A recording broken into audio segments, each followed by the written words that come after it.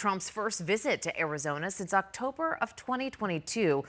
Was also his first event since he was convicted by a jury last week of 34 counts of falsifying business records. Now, 12 News journalist Justin Pizzera, he's joining us now live in studio here now with what the former president is hoping from Arizona voters come 2024. Justin? Yeah, good morning. He really didn't address the conviction specifically, but he did say that he thought the judge was highly conflicted and the charges were made up and the trial was rigged. All of those accusations he has said before. Now, none of that really mattered, though, yesterday when Trump walked into that auditorium at Dream City Church to thousands of people cheering for him.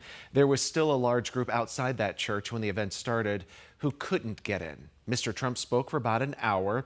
His speech stayed on point with issues that he normally talks about. His claims the election was stolen from him in 2020. He puts the blame on issues at the border solely on President Joe Biden. And then the economy, he says it was better under him.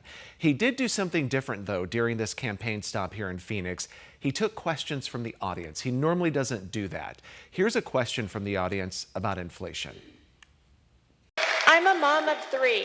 And when I go to the grocery store to fill up the fridge, costs are out of control. But energy is going to bring it all down. If we cut your energy in half, you're going to see a difference the likes of which you've never seen before. We're going to get rid of inflation, and we're going to bring that number down, not just where you don't have inflation. We're going to bring those costs down. And the border was also one of the main points people wanted to know about. He praised Texas for its border policy.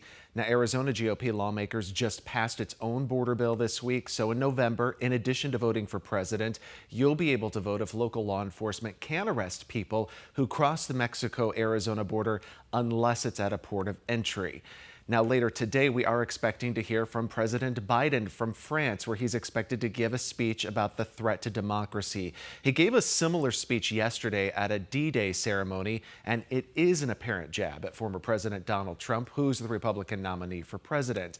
Now, winning over Arizona voters is going to be critical for Mr. Trump. He won the state back in 2016, but Arizona flipped in 2020 and went for now President Joe Biden. Trump lost here by about 10,000 votes.